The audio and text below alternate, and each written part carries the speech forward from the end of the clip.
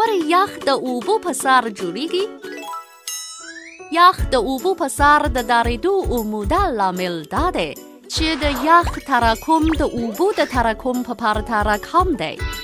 کله چې اوبه یخ کیږي، یعنې تودوخه یې د سانتیګراد په حساب له 0 درجې نه ټیټه شي، نو د اوبو مالیکولونه د کریستال په جوړښت ترتیبیږي او په همدغه بهیر کې د یخ کریستالونه په نوباتي او منظمه توګه ځای پر ځای کیږي، خو ترمنځ یې تش ځای موجود وي. نو له دې امله د یخ حجم د اوبو د حجم په پرتله لوی دی. څرنګه چې حجم یې لوی دی، نو تراکم یې بیا کم دی.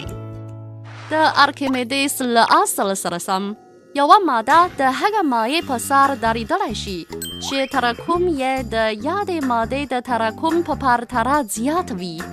نو له دې امله یخ د اوبو په سر درېږي. کله چې د ژمي په موسم کې د هوا تودوخه د سانتیګراد په حساب له 0 درجې نه ټیټه شي، نو اوبه کنګل کیږي، خو په سیند کې اوبه تر یخ لاندې تېرېدلی شي، ځکه یخ د هوا او اوبو د تماس مخنیوی کوي. که ساده یې ووایو، یخ د اوبو د پاسه براستن غوره وي، نو تر یخ لاندې د اوبو تودوخه ډېره نه ټیټېږي او نه کنګل کیږي.